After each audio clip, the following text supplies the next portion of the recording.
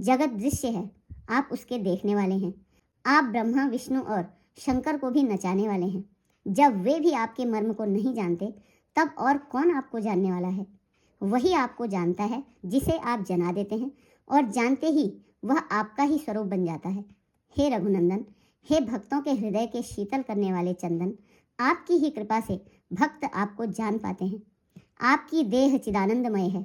यह प्रकृतिजन्य पंच महाभूतों की बनी हुई कर्म बंधन युक्त त्रिदेह विशिष्ट माइक नहीं है, और उत्पत्ति, नाश, वृद्धि, क्षय आदि सब विकारों से रहित है।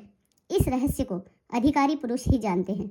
आपने देवता और संतों के कार्य के लिए दिव्य नर शरीर धारण किया है, और प्राकृत अर्थात प्रकृति के तत्वों से निर्मित देह वाले साधारण राजाओं की तरह से कहते और करते हैं।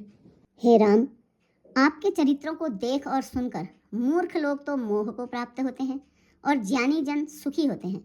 आप जो कुछ कहते हैं, करते हैं, वह सब सत्य और उचित ही है, क्योंकि जैसा स्वांग भरे वैसा ही नाचना भी तो चाहिए।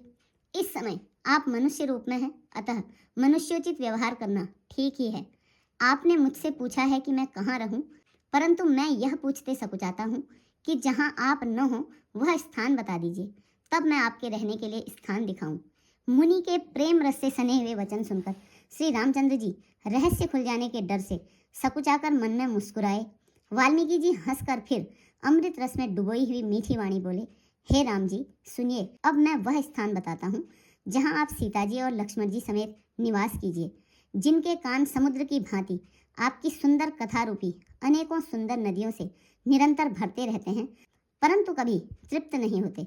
उनके हृदय आपके लिए सुंदर घर हैं, और जिन्होंने अपने नेत्रों को चातक बनाकर रखा है, जो आपके दर्शन रूपी मेघ के लिए सदा लालायित रहते हैं, तथा जो भारी भारी नदियों, समुद्रों और झीलों का निरादर करते हैं, और आपके सौंदर्य रूपी मेघ के एक बूंद जल से सुखी हो जाते हैं, अर्थात आपके दिव्य सच्चिदानंदमय स्वरूप के किसी एक अंग की जरा सी भी झांकी के सामने स्थूल, सूक्ष्म और कारण तीनों जगत के अर्थात पृथ्वी, स्वर्ग और ब्रह्मलोक तक के सौंदर्य का तिरस्कार कर देते हैं।